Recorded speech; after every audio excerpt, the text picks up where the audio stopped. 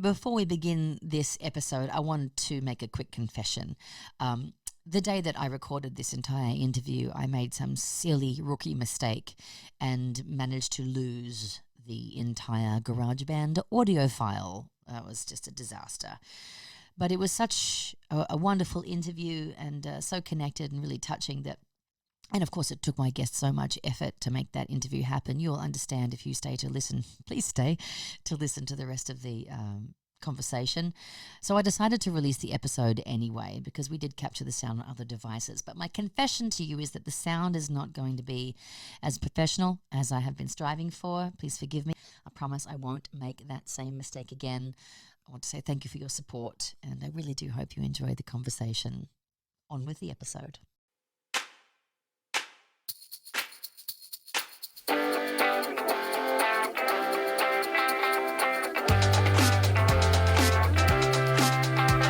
Extraordinaires. Now's the time to share. Yeah. Extraordinaires. We're all extraordinaires.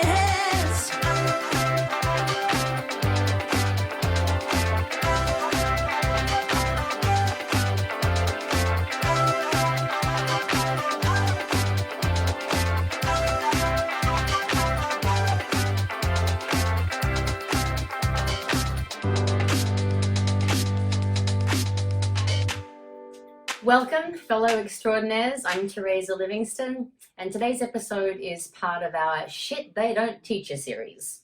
A series where myself, a special guest, and my hot husband helper open up a conversation about the shit we really ought to know. Shit we may have benefited from, learning, to be taught in school, maybe at home. Knowledge that should be common, not to mention helpful, about sex, money, relationships, communication, failures, diet, finances, basic intelligent tenets that I feel are a real shame they're not a part of a curriculum of some kind somewhere. The good news is, I guess, it means we've got a lot to talk about. And boy, do I love what we're talking about today. Thank you for joining us for another Extraordinaires conversation. I count myself really lucky to have you here. All right, let's talk about luck. What is luck? Good luck, bad luck. And when I say the word luck from now on, imagine it's in quotation marks. In the context of today's guest, he's had plenty of what we might commonly term as good luck sprinkled throughout his life. He's a fitness leader, a yoga teacher. He's gifted in the acting arts and writing. He is blessed to train at the Yale School of Drama. He's lucky enough to play a Klingon, Drex, in Star Trek Deep Space Nine, and Kellerman in Star Trek Voyager. For you Trekkies out there, that's super difficult. And whilst playing many other roles in well-known American TV shows, he also spent 3 seasons on Dawson's Creek and 4 seasons playing Ragnar on Stargate. What? Over the past 5 years, he's been developing a television series that would offer transformative portrayals of diversity and inclusivity on television screens. He wants to talk about topics like multiculturalism, global health movements, consciousness, and in a radically refreshing offering, one of the characters he's written into his show is an above-the-knee double amputee. Perhaps the kind of character that some of us might perceive as unlucky. But do any of us really appreciate just how lucky and blessed we really are? I know for me, I don't give nearly enough recognition and thanks for all the very many blessings I have in my life. There are things about me in regards to my health and my body that I simply have taken for granted for so long that it's out of my realm of comprehension that I might need to be perhaps a little grateful for it from time to time. But what if my good luck was to suddenly turn to bad? What would I do?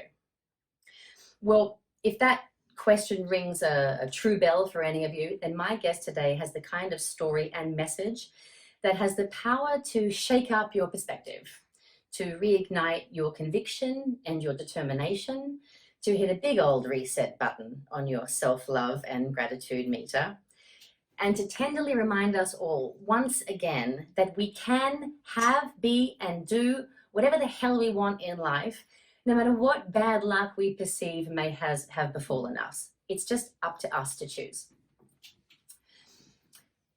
As I was writing this, a 3.5 earthquake occurred in Los Angeles where we live, and it shook an idea free in me.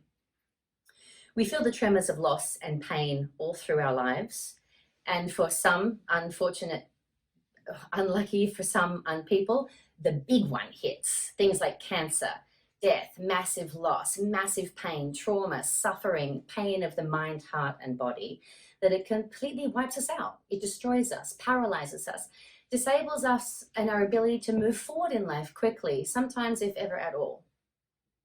And I honestly wish that there was some kind of preparation tool that we could know. I mean, something that we could just do like we practice when in case of an earthquake. Why couldn't we practice the techniques we might need in case of a massive personal life-threatening emergency? If a disaster were to strike my life, I'd want to be able to break the glass, pull out the life-saving tool, extinguish all that fire, and get on with life as quickly and however best and most positively I could. Now, this is the shit they don't teach you, the shit they don't teach us. How would I start to pick up the pieces? Do I know? How do I not drown in a sea of past and regret? I mean, I'm not sure. And do I trust myself to not fall apart? God, I hope so. Well, my guest knows a lot about this.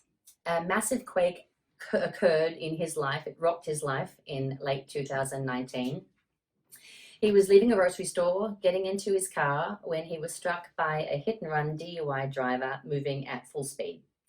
He was lucky to survive that impact, but unlucky in the fact that his right leg was severed instantly just above the knee, and his shattered left leg had to be amputated 30 minutes later at the hospital just to save his life.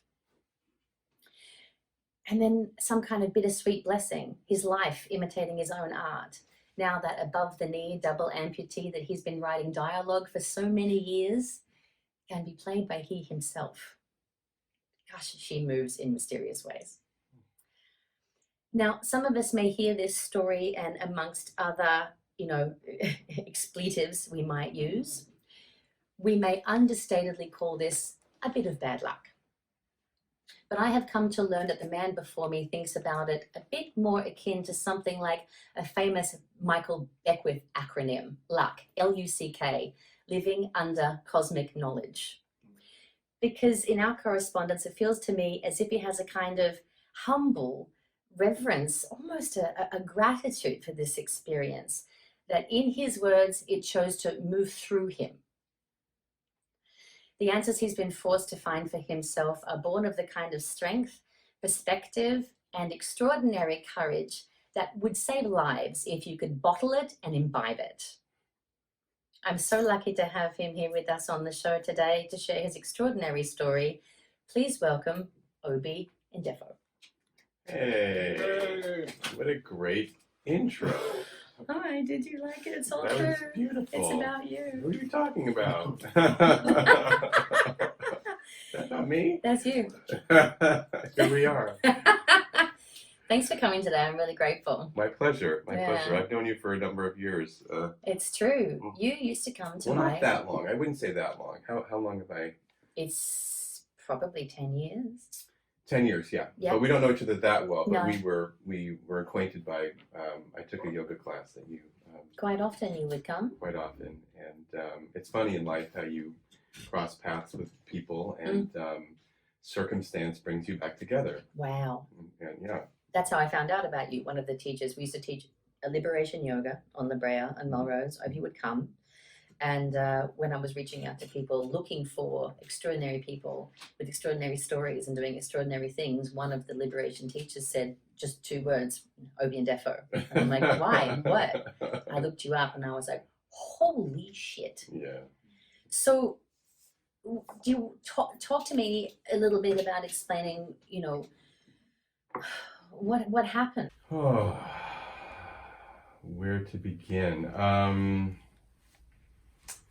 Yeah, so what you described is very accurate. It's 100% accurate. But I was at the health food store here in Los Angeles, and I was loading groceries into the back of my car into a cooler, Mm. and apparently someone who was on drugs and or alcohol. I think we think on drugs, but Oh, shoot. In the middle of the day? this was in the evening. I This see. is late at night. This is about 11:30, 11:45 in the evening, right as the store was closing.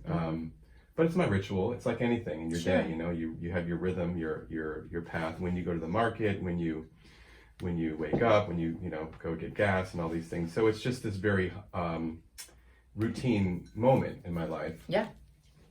And so the car came about 40, 50 miles per hour. And there was a jump cut in time. It was like a movie. Like, so about 45 seconds or a minute had passed, and I woke up on my back. And the driver, now, had I been in the car, in the front seat, in the driver's seat or the passenger seat, I could have been, paralyzed or killed. I mean, that happens all the time. But I was standing directly behind the car. So the car moving 40, 50 miles per hour ran into me, into the car. And So, that's better. well, depends on how you look at it, but it's a miracle that I'm alive. The orthopedic surgeons that operated on me at first said they were apparently stunned, because had I been a few inches forward, like my head, the trunk was open, my head would have been shattered and my pelvis shattered and everything, and killed. So it's a sort of stroke of luck. Yes. L-U-C-K, luck, that I did live. But yeah, my right leg was severed instantly, and wonderful angel of a man who was a chef happened to be walking by, found me, and saw the blood was just, pouring everywhere. And Oh my gosh. that's the other way I could have died, because it was so much of the contents of my body and blood gone. And the left leg was so destroyed, so shattered, so they had to amputate that too. So yeah, so I'm now an above the knee AK, they call it AK. Double amputee, Wow. which is just like the two of the characters, as you mentioned, that I was writing for this television series, Juice Bar. Amazing. So it's quite surreal, and it's only been 7 weeks since the last operation in I the see. hospital. So it's just been it's an amazing set of stories that are going on. So there's a lot we could talk about today. It depends on how we want to frame this conversation, but there was it's a confluence of a lot of interesting things going on. Right. And one main thing we may want to talk about, since we Please. both have yoga in common, Yeah.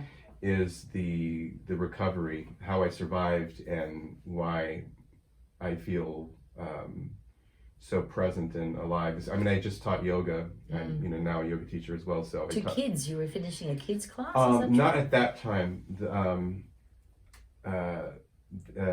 I do during the day to the kids at a school, and a special needs school. But I was teaching a regular adults class downtown, a place called Peace Yoga Gallery in Los Angeles, and Right.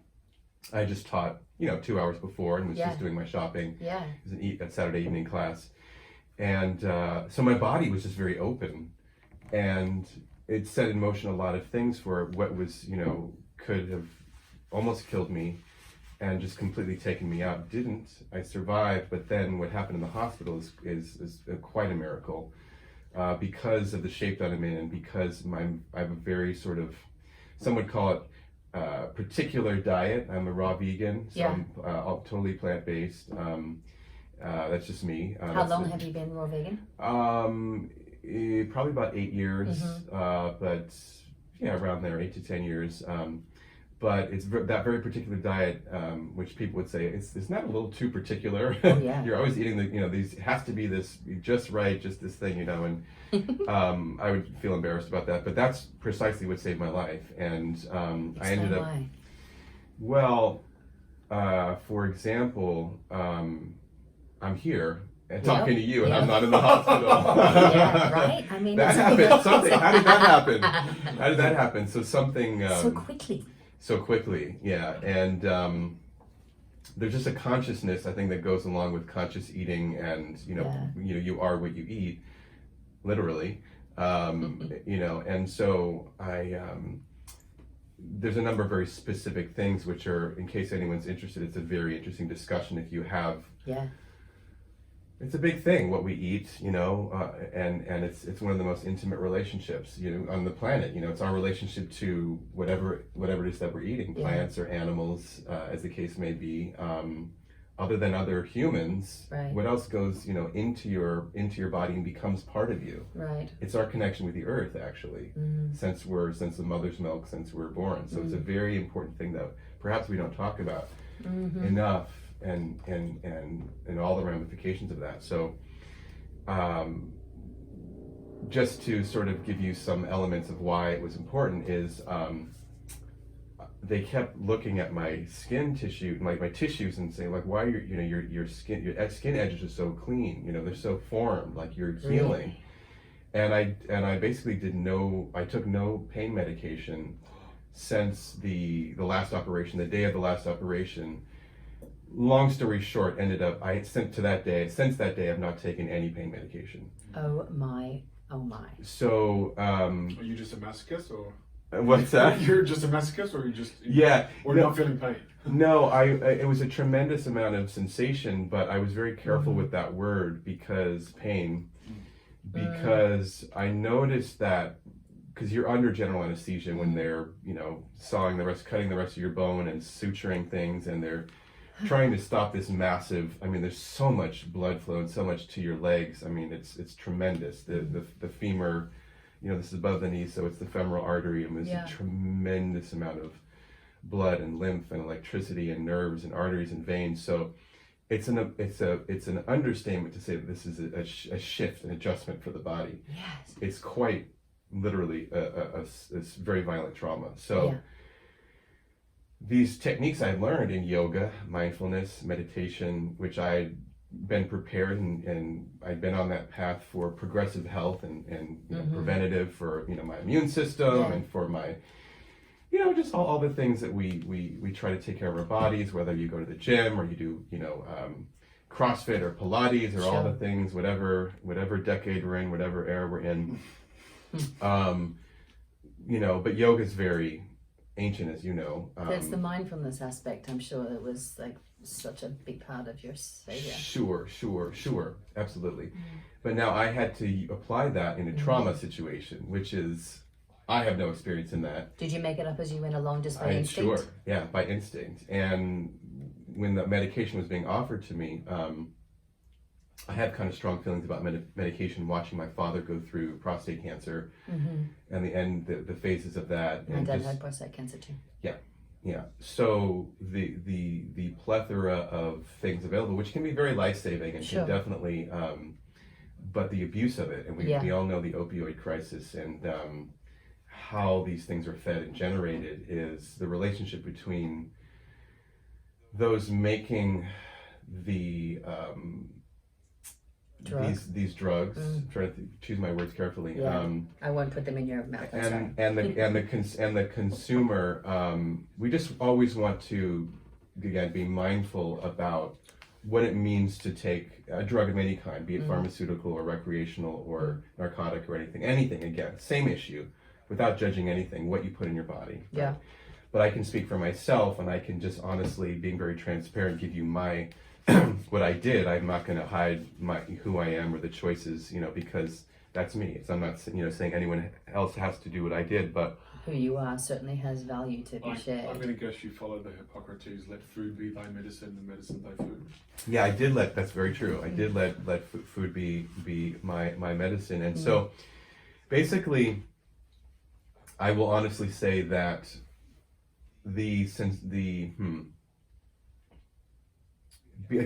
so because the cells in my body, I think, were vibrating in a way that I eat very clean. So there's no processed food, no refined sugar, I don't touch it. No refined salt, I don't touch it. I haven't for years.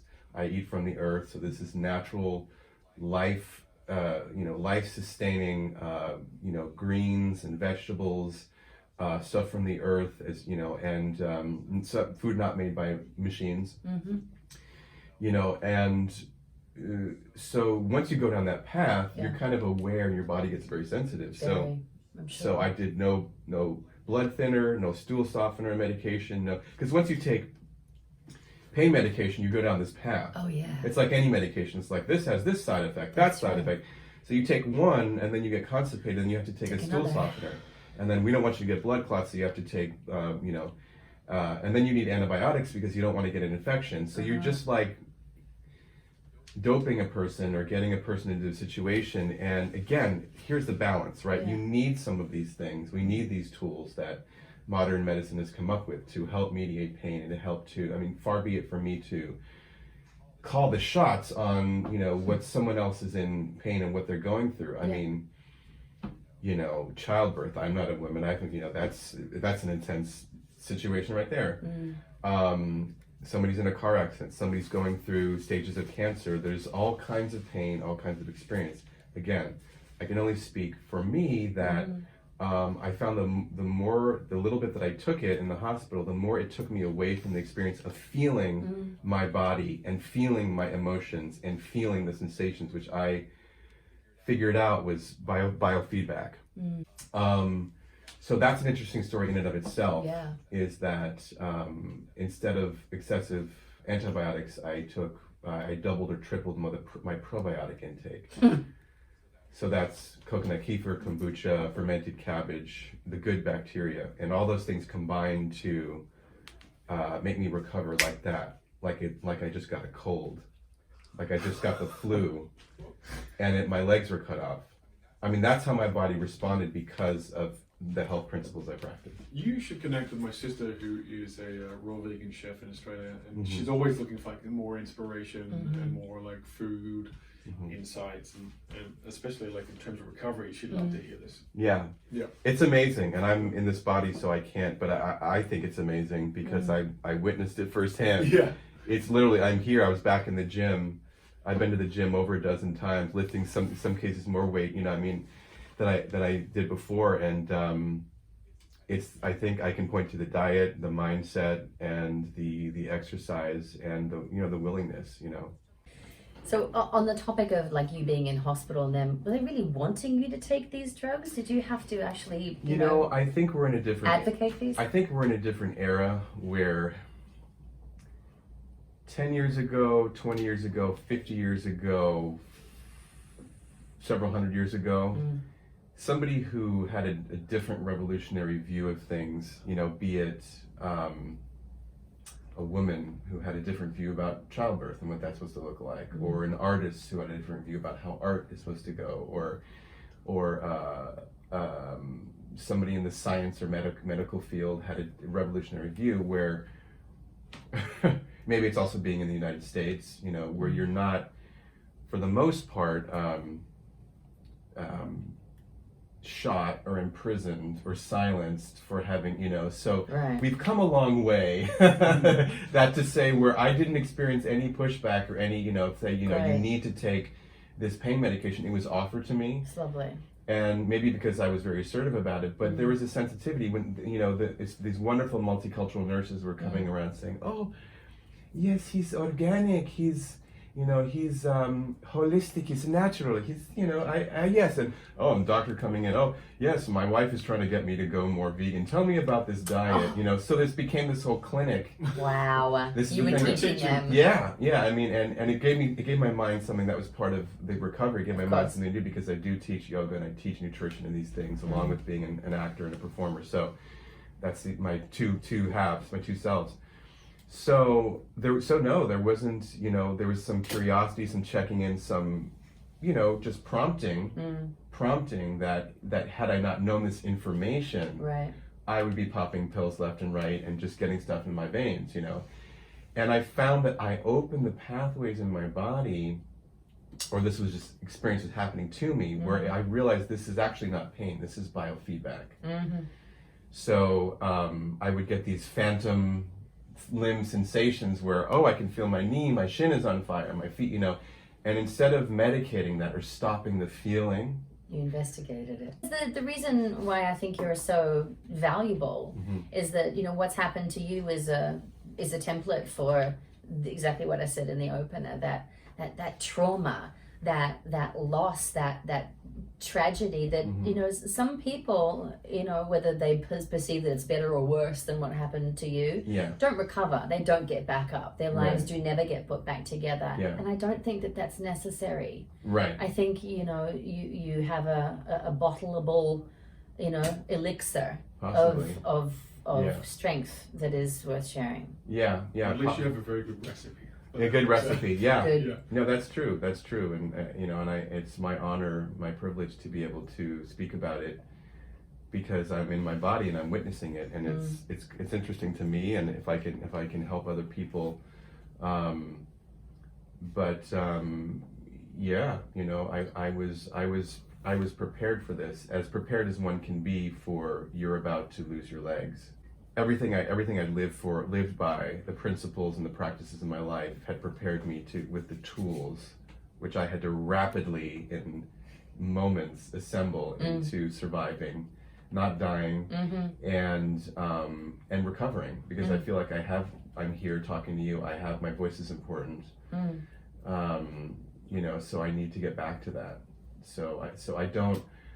People are asking like, okay, this driver who hit me, was arrested. He ended up backing up, driving away, and how effed up he must have been that he ditched his car. And this is all, it's a big Los Angeles Police Department investigation, of course, because it's a criminal case. So I don't want to say too much that will, but I can just, just a quick, you know, caveat or disclaimer that this is my understanding from the police report and everything. But the driver ditched his car, left his car half a mile away, and then was arrested for DUI after. You know, I mean, it's a case, so I want to be respectful to the person who was apprehended. And I'm really praying for him. How do you feel toward him? Part of it I'm just focused on my recovery, and it sort of doesn't really enter my mind so much, but when I do think about him, I'm really praying for him because I can't imagine that path. That to me sounds like a difficult path. On that, I have a friend who he stopped though, right? But he was a little messed up, and he hit a mother and two daughters, and one of them died, and the other two were in the hospital for a long time. So his recovery path from that. So that's, I mean, super he's recovering like you in the same way, but that almost feels like it's harder to me too. I get that, like that guilt and shame is very hard to get rid of. Anyway, I wanted to say it's super evolved of you of like considering his recovery as well. It's super evolved. Yeah, you can already feel the forgiveness in your heart, and that's sure part of your recovery. Were you ever, you know how people say everything happens for a reason? Were you ever a believer of that? in things happen for a reason? Yeah, and well, how do you feel about that now? I think the situation that I'm in right now is that I try not to dabble in that territory. I think that's kind of God, the mind of God kind of territory, and I have a lot of friends in sort of the world of spirituality and New Age thought, and which is wonderful. That's me. But when the conversation starts going towards this happened for a reason, or trying to identify the causality of things, either direction, past or future, I sort of lose interest, and I can't. I feel like what am I going to do? You make yourself nuts thinking like this happened because of this, or this is why, or this is, or because I've gotten conversations with people since. I mean, this is 7 weeks ago since I had the last operation. This just happened. It's super fresh. So super fresh. So people are saying, you know, like, because of the work I do as an actor and in television, the television show Juice Bar that I was developing. We're going to talk more about that too. Yeah, this needed to happen in order to that kind of stuff, or this happened because of that, or maybe this was a conduit so that you could da-da-da-da. And I'm like, all I can say is here I am, and I know where to go. I know where to start in the future. I can't, it's not for me. I didn't create the universe. I didn't create me, so I can't sort of say this was the master plan, Obi. Yeah. You almost get to recreate you now. Sure. Yeah. Yeah. I want Right? to say, when everyone says that to me, I'm like, yeah, things happen, and if I need a reason, it better be one that I'm okay with. Yeah. Yeah. Look, I bandied that about, you know, the woo-woo aspects of me, you know, the everything happens for a reason, and like, you know, thinking about your situation, I'm like, that's a bullshit term. Yeah. It is. You I know. think it's super. I think things happen. If you need a reason, You need then an make a good a one. reason, yeah. Yeah. Well, you might. If you need a reason, you might as well make up a good one. Right? Yeah. Yeah. Yeah.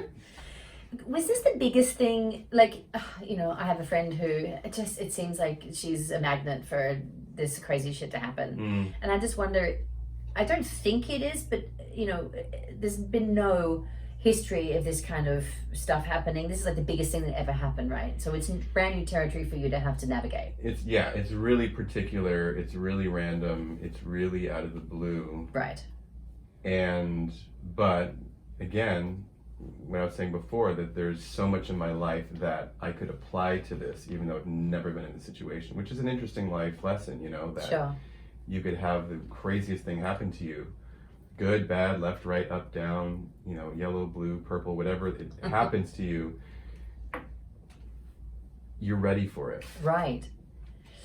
Right? You're ready for it. I had no idea. You have no idea what you're ready for. Nutrition has always been a big focus on me, and that's the focus of the scripted television series. So it's a good one. It's a good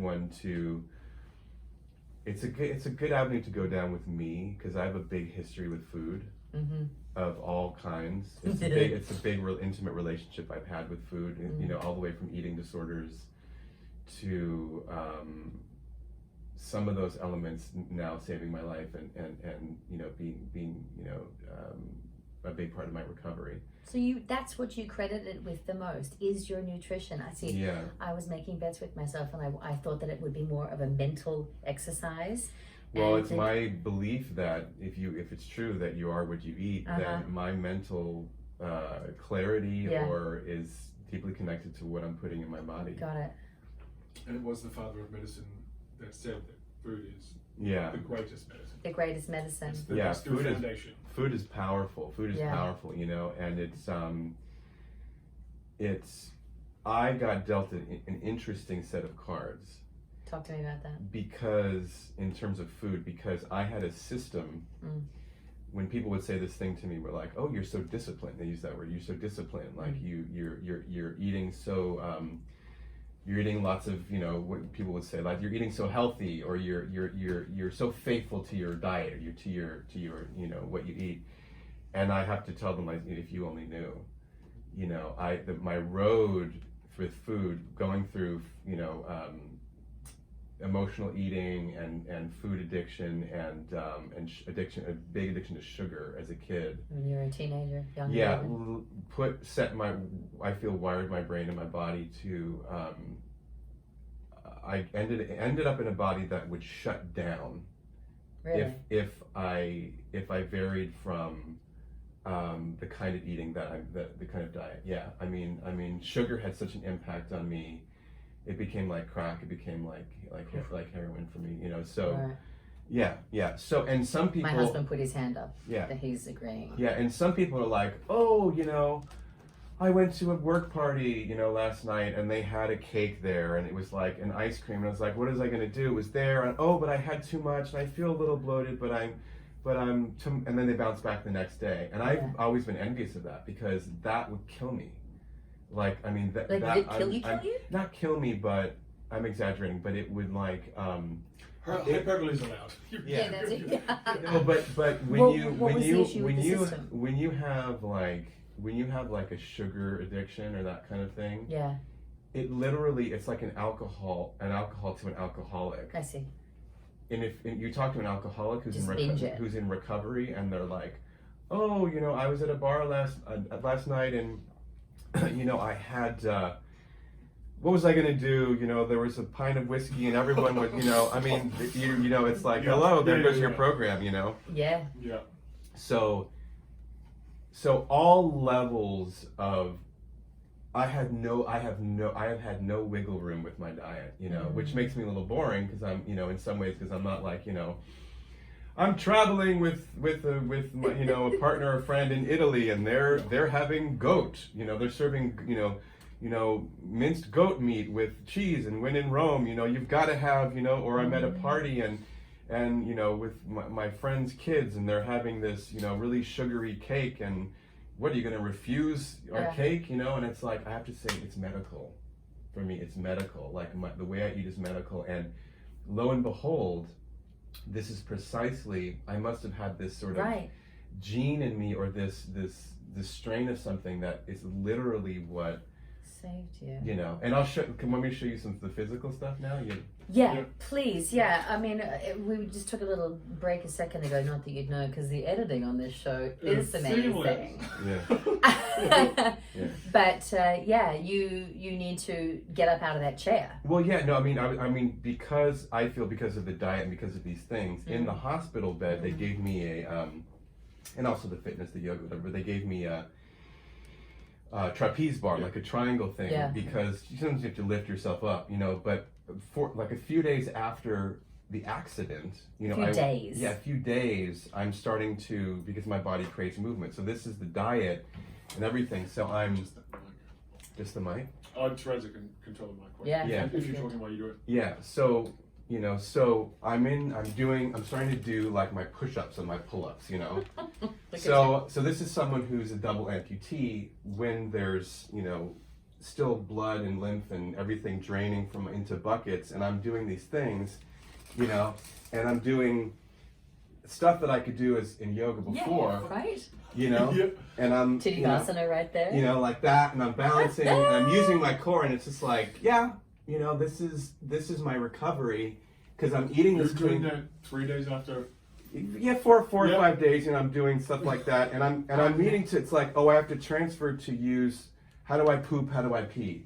So I had to adapt my yoga. If you're seeing this, you should turn onto the YouTube just to see the yoga poses and gymnastics he's doing. Do you planche? Yeah. Were you planching before from wheelchair? I mean, there's things I was decent at before, but it's like I had to adapt my yoga to the scenario. So it's like I have to transfer when I'm hooked up to IVs to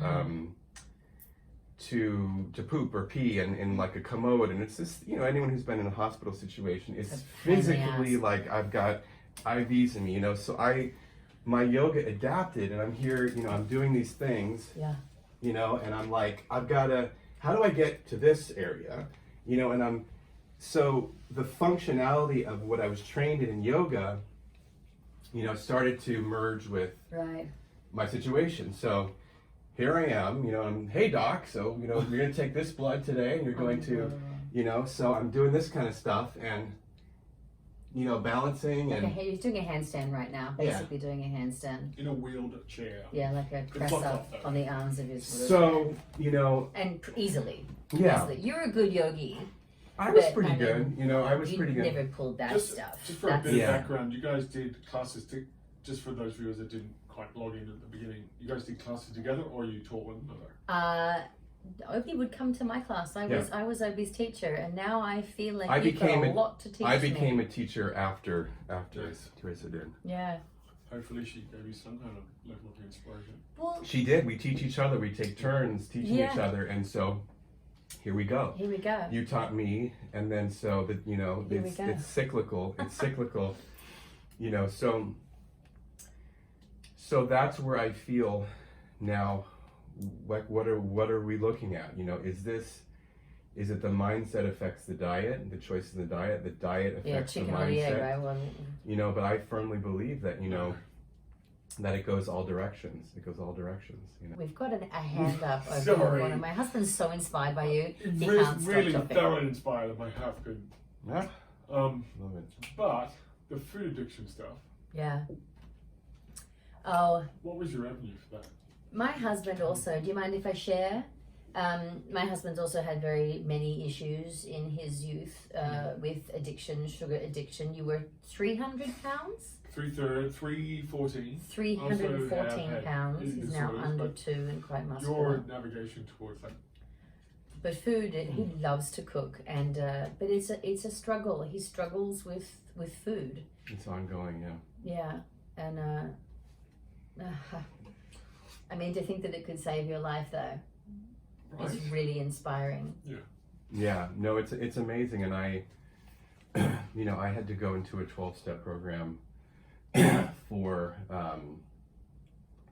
food challenges, because it was dominating my life so much at one point in my life. Because it's always a confluence of emotions. Anyone who deals with food and, there's all these things. There's sex addiction, there's drug addiction, there's food, there's behavior, there's shopping. There's any kind of thing where you can sort of find where you can get stuck, Sure. and the wheels start spinning and you can't, But for me, I've come to a very different levels of understanding what my relationship to food is. But it's interesting that it's like a lot of things. It can be so many different things. But I really struggled. But through that struggle and through the 12 steps for me and through therapy and through dealing with friends and through my yoga practice, I learned that what was a crippling at one point, Yeah.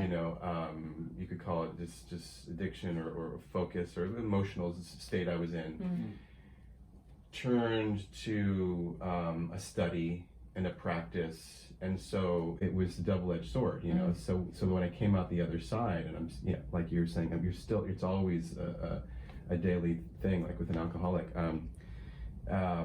I learned how powerful food can be when you eat, however you define it, healthy. So I loved what you were saying about, the issues and challenges you had with your diet, and then now it's become, the life saying, element in your life, and it reminded me of that phrase, your mess is your message. Yeah. And your mess is your message. Yeah, right. That's kind of prophetic to me, and I wondered if maybe it occurred to me that how wonderful you would be, and of course you thought about it, teaching yoga to other, other how do you call it, other abled? Yeah, there's different terms. I can't profess, it's so new for me, so I can't profess to be like I'd the like to know the right spokesperson ones for. because I want to be a better human. Yeah. Yeah, I mean, you could say other able. I don't know. Yeah, I mean, everyone has a unique body, but yeah, I definitely, am and want to be, engaged with, exercise and health and nutrition for people that are in similar situations to me, or people who have, who are other abled or have different, were born different ways, and have had things happen to them, that have changed the shape of their body or the functioning of their body, and because we're always in flux, we're always, this is what I'm learning about me, my situation is some things appear to be dramatic or appear to be a difference or a change, and it's really, it depends on how you look at it. Can you give an example? Well, I can use my, I mean, at what point does something become a dramatic shift in your body or a change? It's, I mean, had I lost a toe, had I lost a fingernail, had I gotten a pimple, a foot. Yep. Sometimes I was very dramatic for me. paralyzed. What's that? Sometimes very dramatic for me. I broke a nail. Yeah, and it's a bad huge hair thing. day. Yeah, exactly. So lame. So a lot of it's perspective, which can be kind of elastic, Sure. So I had a situation where, like, it was just stretched for me. It's just like, how much normalcy can you see in this? Sure. What through line of everything's okay Right. can you see in this? From the moment of the impact of the car in my body, and I felt it. I had to go through that through You were that journey. aware at that moment? Yeah, I mean, you're aware of all these things when you're in sort of a trauma or an emergency situation. Slow motion. People experience it differently, I think, and it's like you sort of are forced to. It's like this friend. It's just like, phew, it's like right in your face. Whew. That's like sudden. It's just like, hey, new reality. Boom. The doctor's saying, your right leg's gone. You're above the knee, and we have to amputate the other one above the knee. So what do you do? What do you do? You know, there's a quantum leap of acceptance which you're almost forced to make, Yeah. of like, okay, yeah. Shit. You know, it's like you lose someone close to you. You know, I mean, everyone processes a different rate in a different way. But I know for me, about 10 to 15%, maybe 20%, which is probably a lot. Maybe which speaks to maybe I am kind of an open-minded person, or I was in an open-minded place in my life, that about 10, 15, 20% I could say I accepted the reality right away. And I sort of had to swallow that whole, you know, and it's like, I didn't feel great about it, but what was I going to do about it? So I was like, okay, you know, and then it's been a process of, you know, another percentage here, another percentage there, and it's just like, okay, you start to meet other people that have been through amputations, and it's like, oh my God, this happens to people all the time, you know, people. And then I'm like, oh yeah, look in the animal kingdom, like, you know, you have spiders lose legs, and you have Yeah. three-legged dogs and all this, and it's like, we're very protective of our bodies, rightly so. We've never, that's why I remind people that people that are responding with shock and horror to what I've been through, you know, haven't been through it. Oh, of course.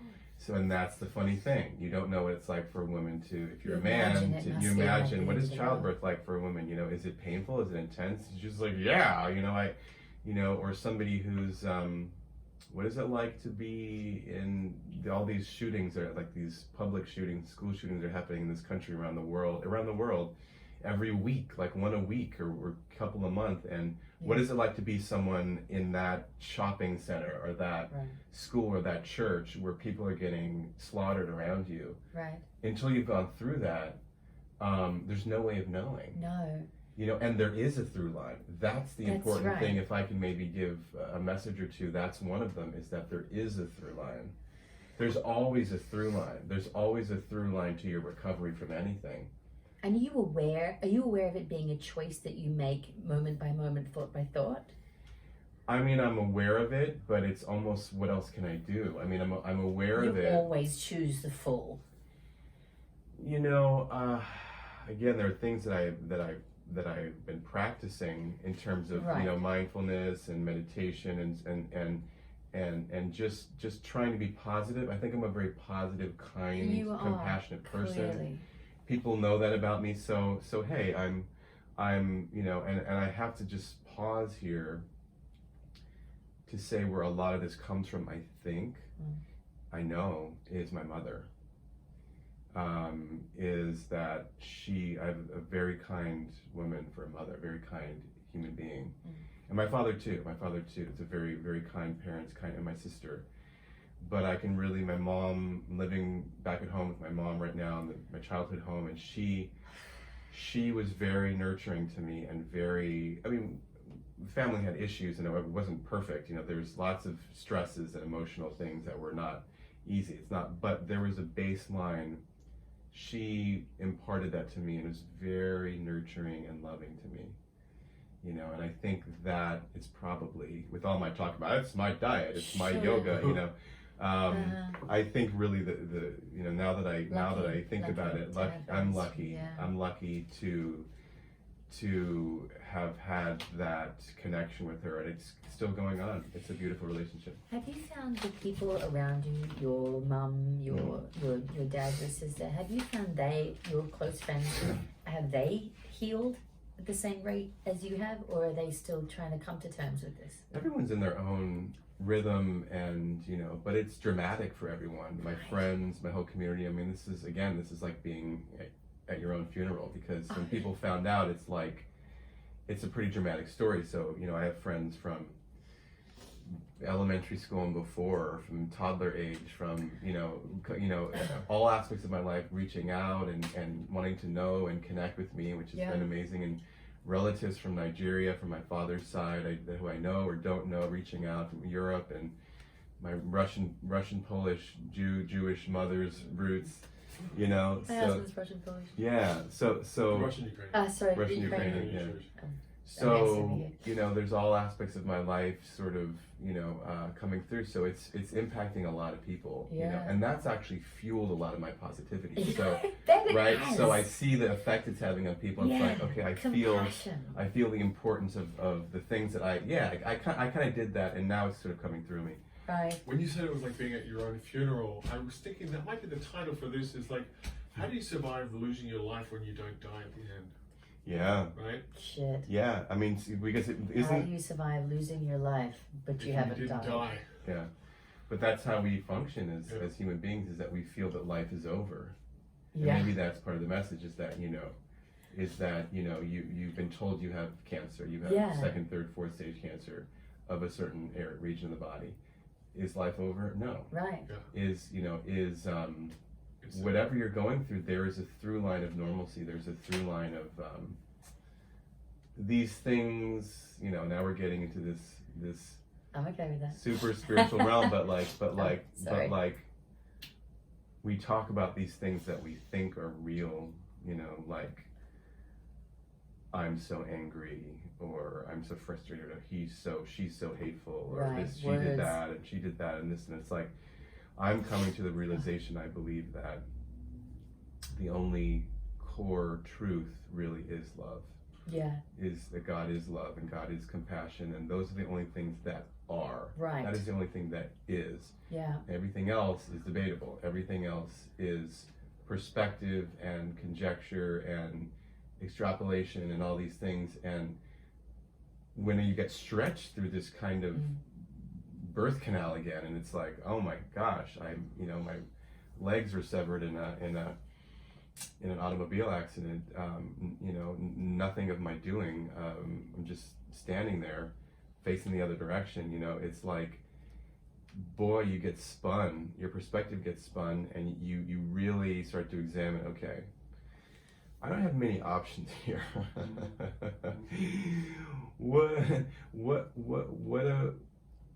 How do I want to go about this beyond the sort of like, losing blood? Give me water. Beyond that. I mean, that's going on at the same time. But when you catch your breath, Yeah. when your body's stabilized by the amazing orthopedic team, and you're there, and you could start to sort of make choices like, do I eat this? Do I eat that? Who do I call? Who do I not call? How do I deal with the insurance company, the hospital bill? All these, you start to live. Yeah. In whatever way you can. You start to ask yourself, okay, it's like a rebirth. It's like, okay, I was very aware that I have to. Can I just do this in a way, God, please, that I make the right choices for me? Yeah. Can I please, if I'm going to start over, can I, whatever you ask, can I please feel good in my body? Can I please have good relationships in my life?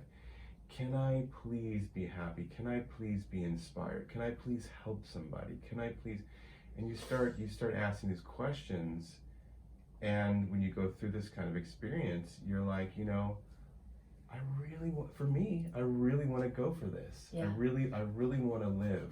Yeah. I really want to live, or do I just die? I think there's a difficulty in people asking for this, but also in particular men. And just because you're asking God if you can go through this, and will you survive or will you live?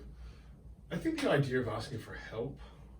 Now, how's that been? Because depending on whatever situation you're in, especially people get like a little pride attachment to like being helped. Or feeling And helpless, yeah. Yeah, and I feel like we're like one of the strongest demonstrations of strength is the ability to seek help and then incorporate it, right? Well, I'll confess something to you right now. I mean, since you mentioned that about being a man, and some of the constraints, and it doesn't just apply to men, but this is a common issue that comes up, is vulnerability and asking for help and what that means. I mean, and again, I think it goes without saying, when you are struck by a car moving full speed, you kind of have to turn over those reins a little bit. I can't speak for anyone else, but for myself, it's kind of clear I'm fucked. Yeah. You know what I mean? It's like this is like I just got taken out. Right. You know, and I have a great mentor of mine, Mick E. Jones, who's a boxing trainer. I'm not a boxer by any means, but my mentor happens to be a boxing trainer. He boxed with Cassius Clay and sparred with Cassius Clay and Frazier and everything. Big shout out, Mickey. I've seen him before. Do you know who he is? Yeah. I've seen. His we name watched. is- Remember we we know watched that the little name. bit about him on. Fuck, it was on Netflix or something. He has Yeah. some Is that how bit we of footage know of him? it. Yeah. But so he's at He's the a legend. Hollywood YMCA. He's That's a it. legend. He's a living He's a legend. legend. Yeah. Right. But he described, he's been a mentor of mine. It's very much an instrument of compassion and really walking that path and talking and walking that path. But he described very elegantly a time when he was knocked out in the boxing ring. Yeah. So beautifully and in such a masculine way, yet such an elegant, feminine way of like, he was like, Obi, I heard this sound, man. I heard this sound, and it was my head. It was my head making contact with my head, like. And he described it in this sort of balletic way, and he's like, I just got knocked the F out, and I heard a ringing, and I fell back, and it was like, I got knocked out. And it's like there's such a what are you going to do? It doesn't matter how strong you are, whoever you are. If you're a bullfighter as a man, what are you going to be? You're going to be what kind of football player? What kind of mixed martial arts fighter? Doesn't matter. Bruce Lee. Doesn't matter who you are. Things can take you out. Yeah. The universe can take you out like that. And what are you going to do? Are you stronger than, I don't know, are you stronger than bullets? Are you stronger than being, attacked by a bunch of people? I mean, a bomb, we're very vulnerable in this world, and there is something to be said about when you're in a situation where you just be like, okay, universe, this is, but how I bounce back is another story. You ask for help. You have the support and love and backing of your community, which is, Yes. it's got to be such a vital part of your net. It's a vital part of my net, and internally who I am, what I stand for is inspiration. It is, so it doesn't matter, really what's around me. I know this is my relationship to my creator. This is my relationship to God. Right. But the mission I wanted to tell you about being a man is that I'm a big crier.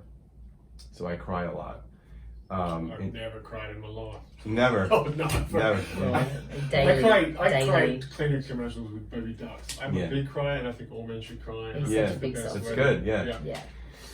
But if anyone could ask sort of like a secret of mine, it's if people think they cry a lot, I cry a lot. I'm crying right now. I cry a lot. I mean, it's and since the accident, it's just like it's an Olympic event. Like I just You gotta release it. release Release. every single day, and Yeah. like I'm not talking I'm talking sobbing, like wailing, and like there's got to be something wrong with this guy, Good. So that's probably one of the biggest things. Absolutely. Is that I'm constantly clearing things Yeah. out. So it's just like if you're in that zone, it's just like tough. You can't be how tough about this. but how can I be weak if I'm in that zone? Because I'm present, I'm clear, I'm open, I'm here. And what do I have to be sad about now? Depression, anxiety? What does that even mean? When you're Right. feeling your emotions, Yeah.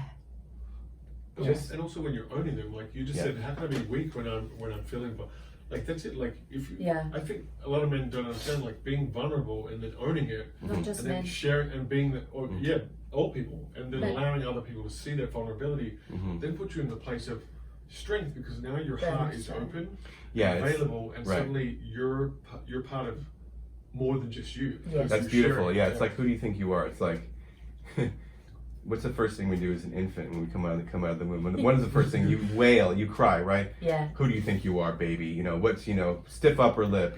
Don't cry. don't cry. And this is the message society tells us, you know. But what's the first thing a human organism does? Yeah. Is you cry, and it's a God spirit, you know, a gift that she gives us to, as a tool. As where did it get written or recorded or told that is anything other than a strength or a superpower? Yeah, it's like a call to arms. It's like I cry, and then now I need to rally my team or family or my loved ones behind me. Yeah. Remember that song, "It's All Right to Cry," from "It's All Right to Cry. Crying gets the sad out of you. It's all right to cry. It might make you feel better." It's from a wonderful children's American children's album from the 70s, like 72, I think, that Marlo Thomas and friends put out, called "Free to Be You and Me." Now that sounds familiar. Yeah, it was a bunch of people like Michael Jackson, Alan Alda, Harry Belafonte, a bunch of really wonderful, thoughtful artists got together, and it's all about these issues. And so this I always remember that song, "It's All Right to Cry." We touched on it just a little bit, but I hope you don't mind if you go a little bit deeper into it. I am very interested in the mechanics of the mind, and neuro-linguistic programming, and how we talk to ourselves, and how aware you can become of the conversations that you have with yourself, because I think it would be helpful to have people in a position to understand how to listen to how they're talking, and thus change it to something that's more positive. Were you aware of the conversation that you're having with yourself moment to moment, choice by choice? And have you had experiences where you're like, I have to get out of the darkness, and how do you fix it? How do you switch it? Well, I think a lot of what you're describing, in my view, and this comes up a lot, I think, with when people talk about their process, their internal mental process, it's almost like you're in a box, and you're sort of measuring, I call it like the measuring tapes, like you're measuring the distance from this wall to that wall, this to that, or you're like, how high is this, or what is this, what's the shape of this, what's the shape of that, and this is better than this, or this is worse than this, or this is because, and we measure, and we compare. We compare. And just to sort of take a big step outside of the box, it depends on what you think mind is. Yeah. Right? It depends on how you define the word mind, or what you mean when you say your mind or your mental. And so what I've come to understand, I feel, what I'm learning, is that through my practice of yoga and nutrition, I naturally, by extension, developed cultivated a respect, a reverence, and that's enough, a respect and reverence of nature. Yep. So I view, there's a lot of thought about this in a lot of different, spiritual traditions and religious traditions, but there's a plant here in your studio. I view that as an extension of my mind. Yep. So when you go down this path of yoga, or sort of consciousness, or becoming aware of the planet, and you become more sensitive and compassionate to animals, to nature, to taking care of our water, to taking care of our children, our people advanced in years, our wise elders, taking care of the homeless, the refugees, when we come into a place of compassion for the other, which we're having some difficulty apparently exercising on a institutional governmental level,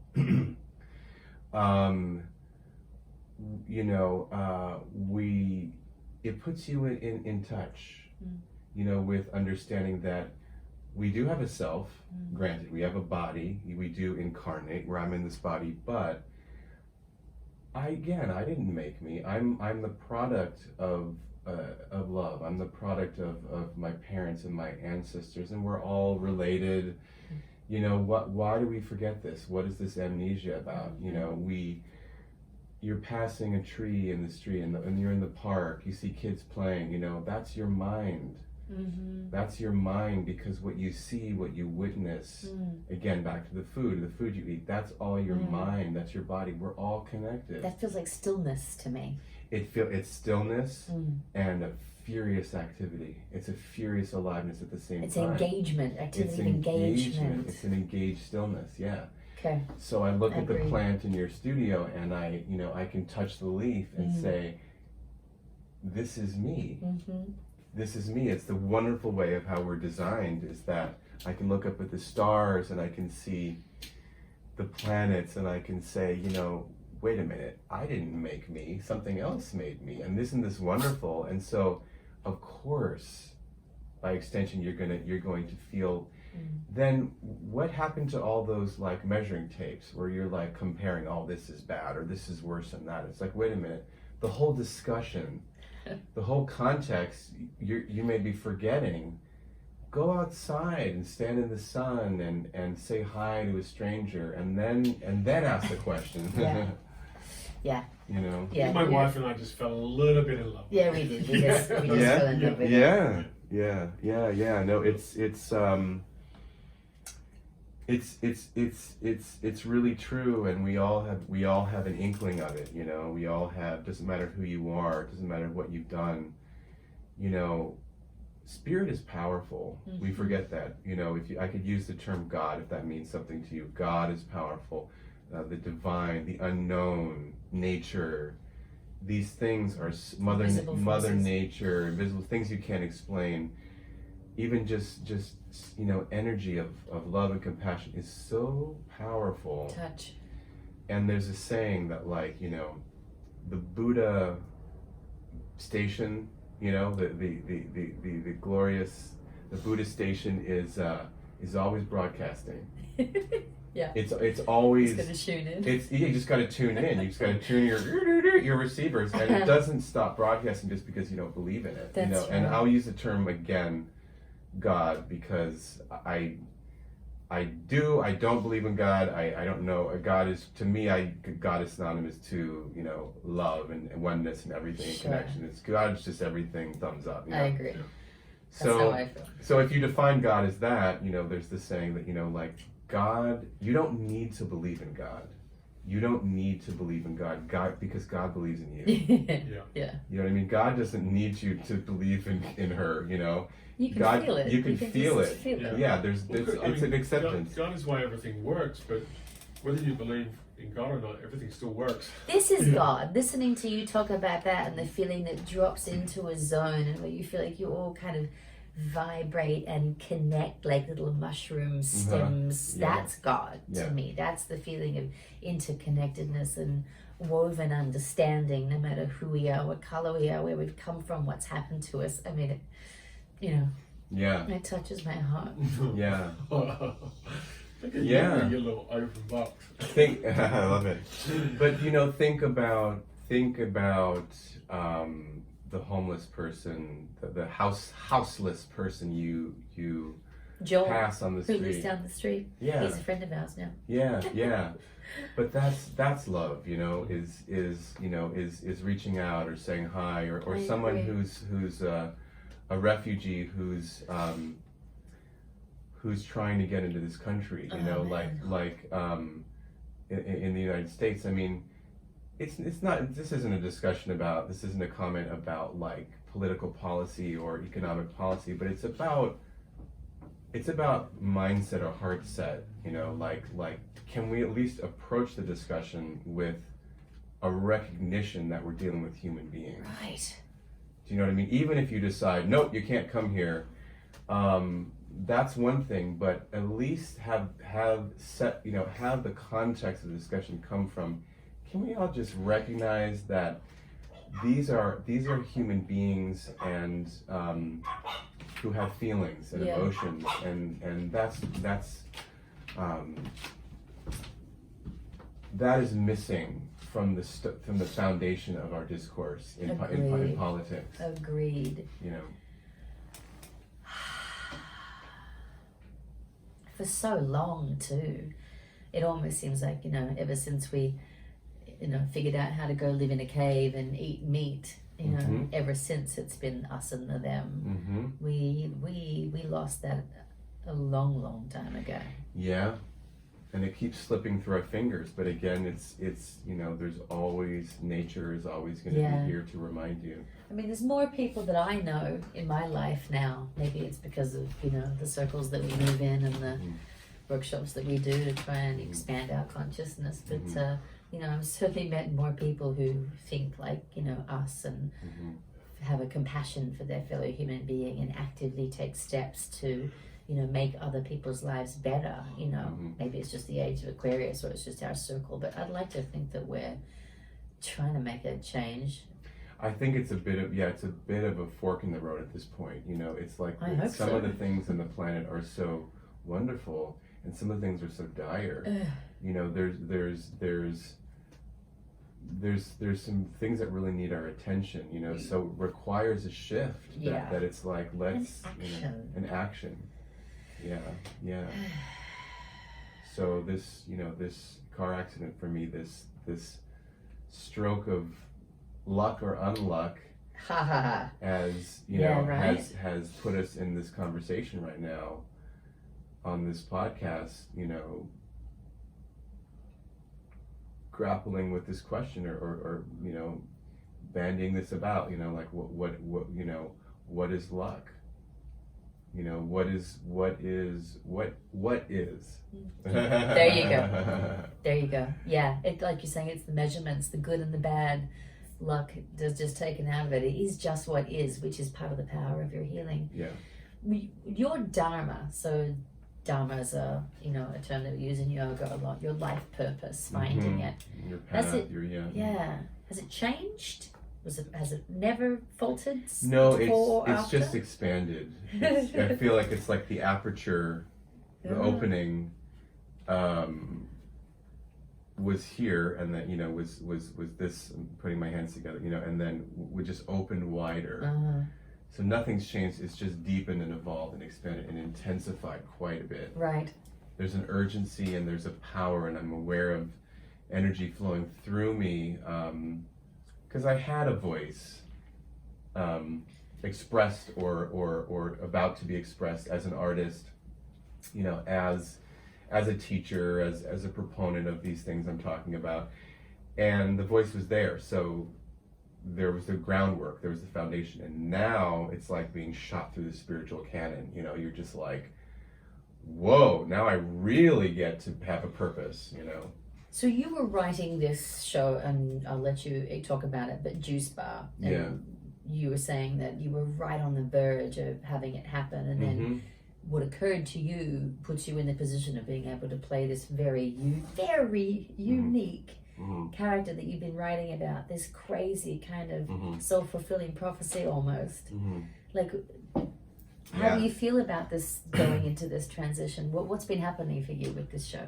Well, it's great. I mean,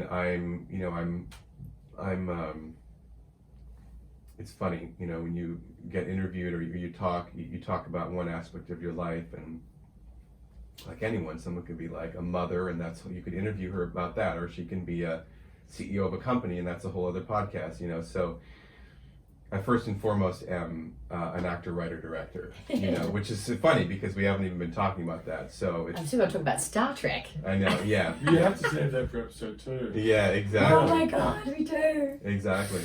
So, so that's first and foremost how I was raised and what I was trained in. Yale School of Drama. As an actor, in the acting master's program, and amazing. Just countless. Plays, Shakespeare, tragedies, comedies. It's in my bones, it's in my blood. I'm a storyteller. I've been writing since I was tiny, making short films and acting in a number of television shows. And, so there was that whole career path for me, an artist path, and where it left off, or where it was at the time of this accident, was in a very interesting place where, yes, I had co-created with a wonderful, very funny, brilliant woman, Kara Deptula, who's my co-creator on the show, which is called Juice Bar, which is a comedy, oddly enough, a satire about a lot of the things we've been talking about.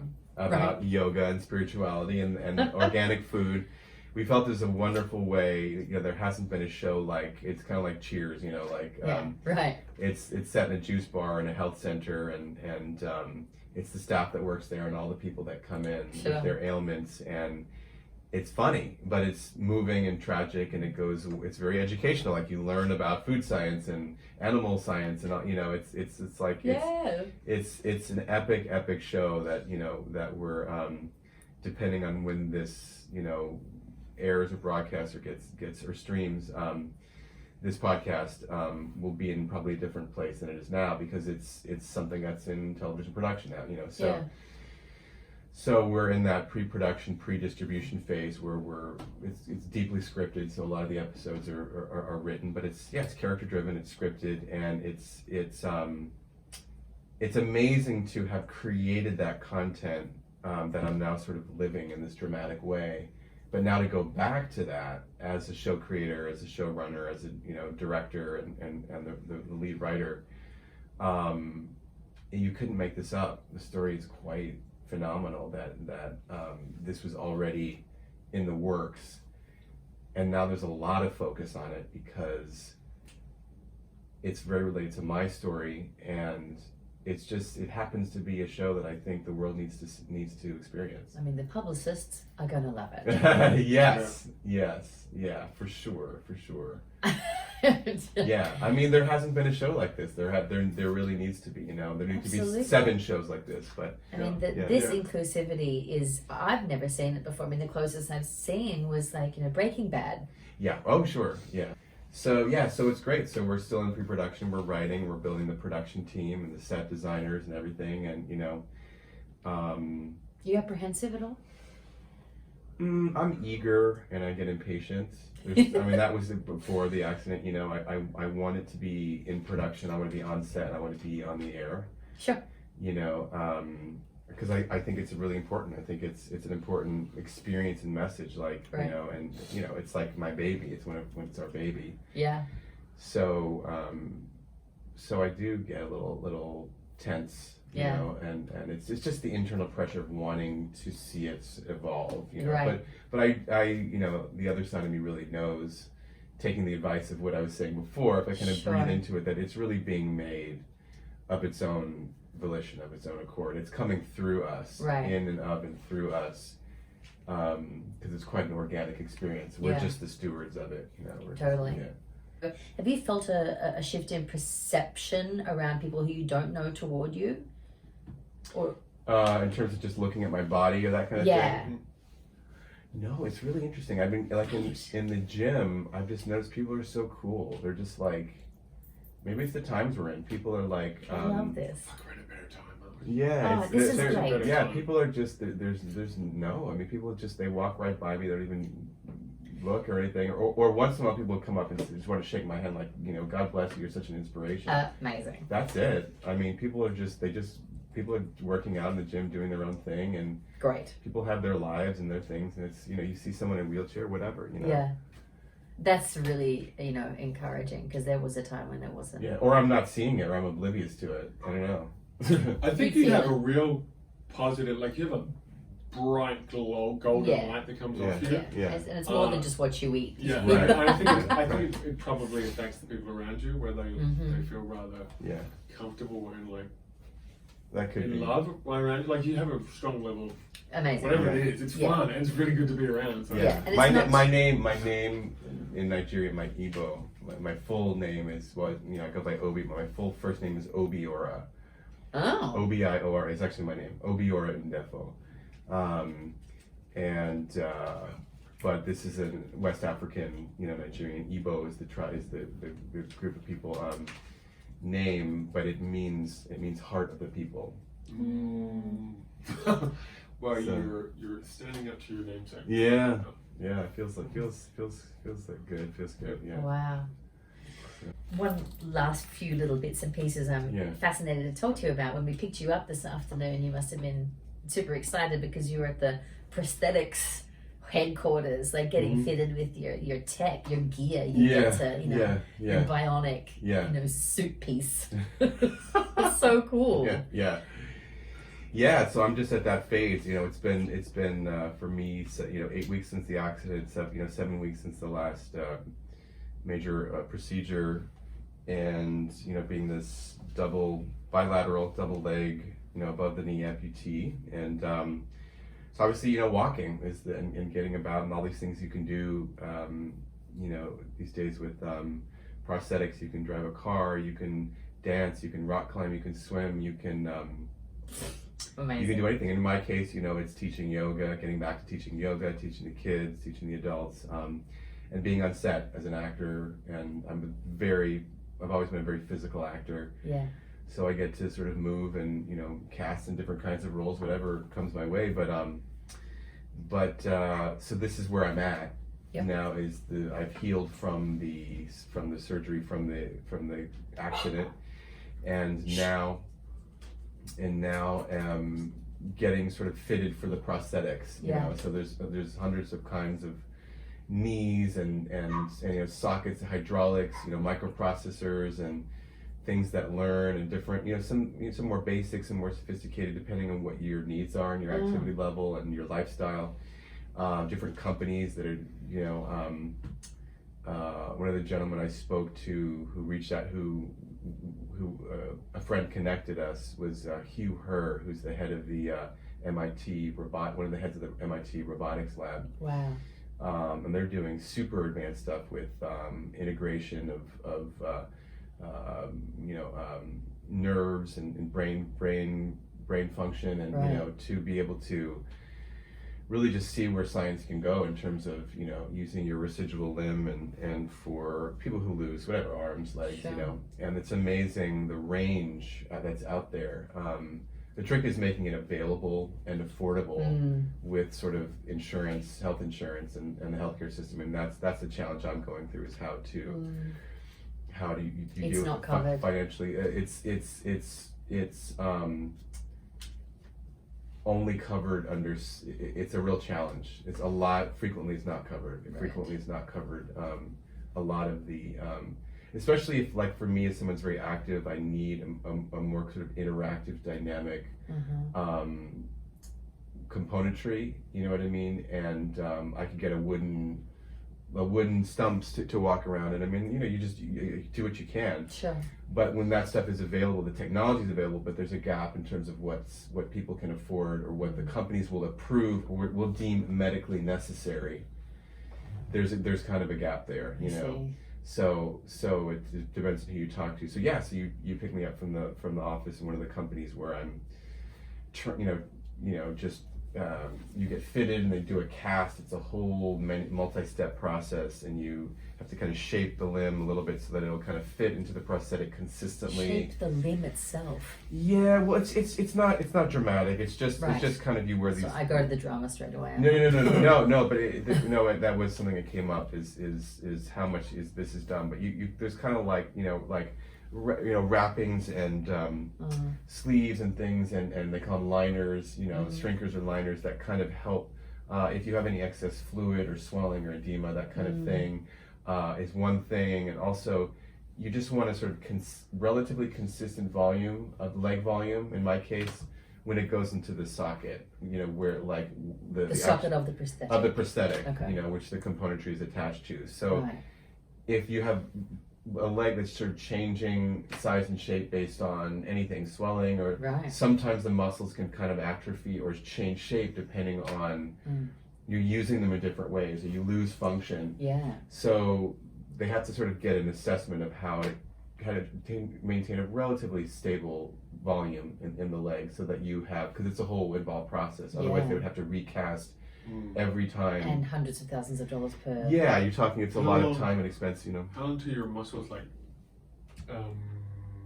guess like their dynamic range stabilizes, because you're only 7 weeks, right? And I imagine you're still going to go through some level. It's a continual process. But with me, I'm so active, so that's why I'm in the gym. So I'm constantly. My legs feel stronger now than they did before. They're more energy, more vitality, more musculature. They're different, but the way they had to sort of tie down the muscles in different places, and so it's a new body, it's a new leg, but just because of what you've learned about me today, I'm doing this stuff in the hospital bed. So you better believe when I get out of the hospital, I'm going to be in the gym. I'm going to be, you know, so I'm preparing my body to be able to be one of those people that you see running on the, you know, I'm going to do the best I can, you know.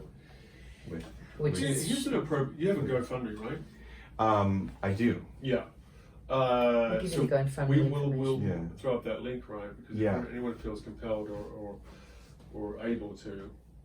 Yeah, we're raising funds to be able to, because it's a lifelong expenditure. It's like buying not only a car but a series of cars. You know, the units are very very pricey, especially when you get into like the microprocessor knee. It's called like a C leg, which is not a super advanced like space age thing. They've been around for years. It's basically your standard like what really well functioning, sophisticated, you know, interactive leg.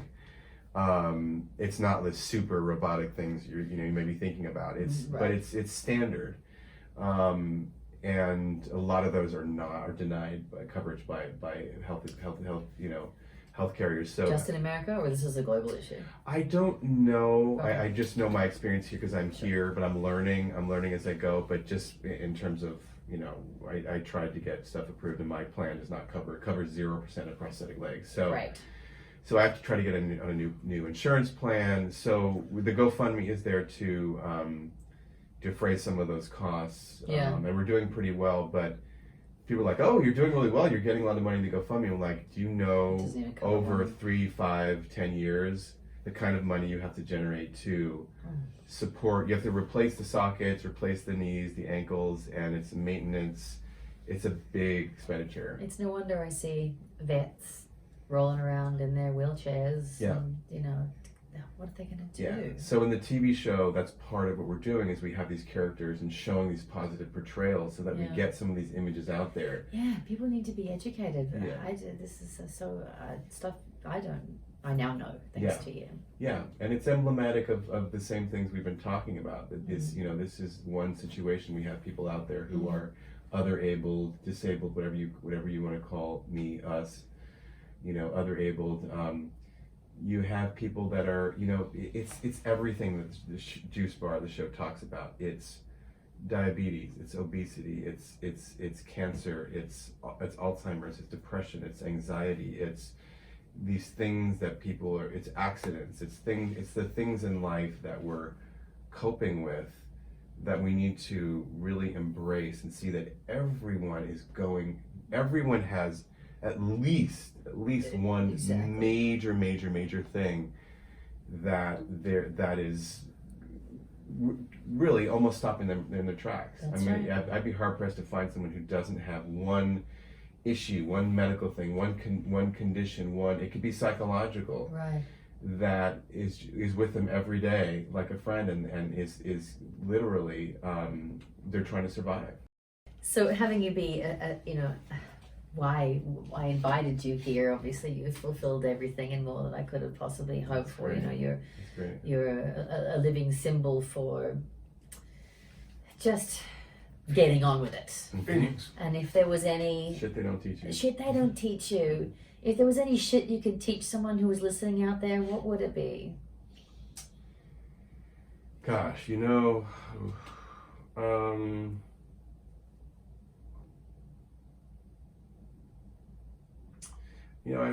what's coming to mind is just, you know, challenge yourself if you can to see how kind and loving you could be to yourself. You know, just give that a shot, you know, because if you can, you know, if you can just, you know, maybe challenge yourself, or let me challenge you right now. I challenge you to see how far you can go today, or in this moment, starting now, because this is the moment we're in right now, when you're listening to this or watching this. Just imagine, just see how kind you can be to yourself, just whatever that looks like, you know, being patient, being loving, being compassionate, being understanding, being interested or psyched by yourself or inspired by yourself, whatever that is, however good you can be to yourself, just see if you can understand and feel and know and believe that if you can be compassionate to yourself, if you can be kind and loving to yourself, you're much more able to be there for other people, you know, and to be compassionate for other people, you know, just as a starting point, as an exercise. It's something you can try, you know, is start with yourself, you know, and just give whatever it looks like. Give yourself a pat on the back, give yourself a hug, you know, treat yourself to some good healthy food, you know, write in a journal, do something that makes you feel good about yourself, for yourself, and know that we are all, because we're all connected, because we are all one, then you have the opportunity to really share that, you know. And that's been a prayer of mine for a long time. It's funny, I say it when I eat. It's interesting, before I eat, I say, you know, Spirit, Mother Nature, God, whoever is out there, give me, you know, grant me eternal, complete, 100% full joy, love, bliss. Come through me and I'll share it with other people. You know what I mean? Just give me the direct main line. Yeah, hook me up. What am I going to do? Hoard it? You know, am I going to just like make a pile of my happiness over here and just like, you know, eat it? And you know, it's like, give me that abundance, because I do have a relationship with you. If I have a relationship with my Creator, then we're buddies and we're on that term. And if this is a really in the sort of omnipotent realm kind of Creator, then that entity, that force, has the power to enter me and give me my birthright, which is happiness and love and all these things I'm talking about. Directly, give it. I'll take it, and I will be a devotee of you, and I will speak and I will spread your word. Totally. What a great, easy equation, right? If that can become your prayer, it's that's your mantra. It's like, you know. And it doesn't have to be like, God, give me this car, or give me this. If that's what it looks like, fine. But whatever it is, for me, it's my prayers. You know, just fill me with joy, fill me with happiness, fill me with love. Let me feel good inside. Let me feel your glory. Your, you know, and in exchange, you know, let's make a little bargain, let's make a little pact. You know, I will. I'll give it away. I'll give it away. I get to be Santa Claus and give little morsels, and I'll become I'll hug people. You know, however it comes to you. But that's, maybe try that. I'll line up. I'll line up for whatever you're giving away. Tickets to that ride, that amusement park. Right. You don't have to be any height to ride. Right? Yeah, exactly right.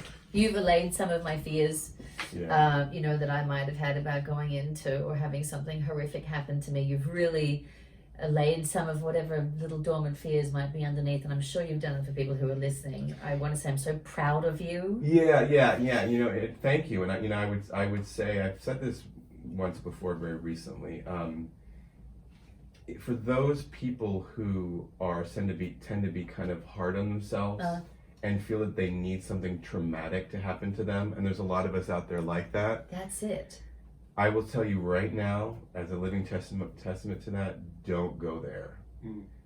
I strongly tell you and suggest, don't go there, because if that becomes your mentality, then you're getting the wrong message from my situation. Yeah.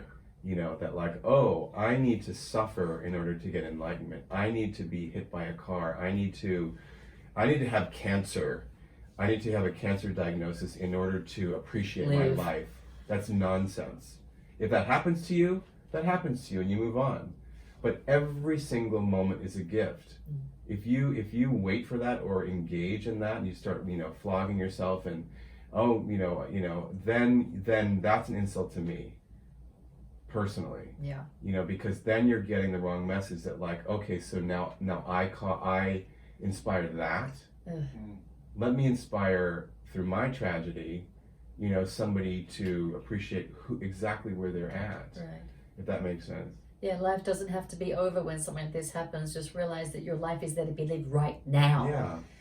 And everyone's gone through tragedy. Don't look at and ogle the grass is always greener. Like, There's no oh, such thing. their tragedy is There's so no bad. such I don't have it as bad as that person. Who says? Nobody's been in your shoes. I wonder You've if been your- through a lot. Your grandparents, because we share like a similar heritage. Yeah.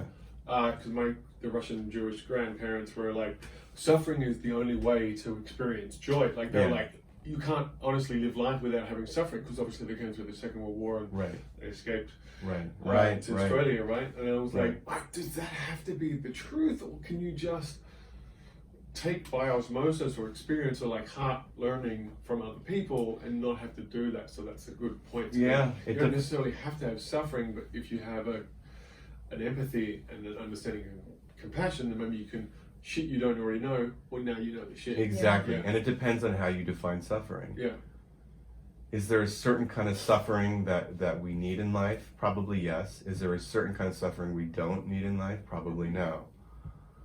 Yeah. You know, and that's an individual sort of process of discovery, you know. But I have learned that there is certain classes of suffering that you do not have to subject yourself to. Mm. You do not. You know, there's certain kinds that will just happen. And they're challenges, they're painful, they're horrific, they're all these things. That is one thing. But there is a whole class of suffering that is not you. It was never implanted in you. It's not your birthright, and you do not have to be miserable. Oh, please don't be miserable. You know, what's the purpose of that? You know, what's the purpose of that? Yeah. So When here all we the are. shine is gone, Yeah. spirit is lost. Yeah, you're alive. We're alive. I'm so happy you're alive. Yeah. So happy you're alive. I almost wasn't, and here I am. Thanks for joining us today. Really appreciate the conversation. Mm-hmm. You can find Obi. I'm sure there'll be some people who will want to reach out to you. Sure. And Yeah. I cannot wait to see you run Yeah. into your Yeah. next My creations My new and next creation, and my new inspirations. body and new art and everything, expression. Yeah. Godspeed, babe. Thank you. Godspeed. And you, I thought, shit you now know, right? That should be your sign off. Oh yeah. Because the shit you don't know, now shit you know. Shit Oh you god, now I know. cried myself all the way through it. But yeah, we started with some shit we don't know. Now there's a little bit more shit that we do know, thanks to Obi. Yeah. And I hope there was some little nuggets of wonder in there that you feel have resonated in you. Little nuggets become big nuggets. Little diamonds. Become Yeah, big big diamonds. chocolate nuggets Yeah. become diamond. Yeah. Share I that. think your little nuggets have turned into what's the place? El Dorado. Yeah. Yeah. You're building a city. The nuggets you gave us are plenty of foundations for a city. Beautiful. I'm down. Stay extraordinary, people. Much love.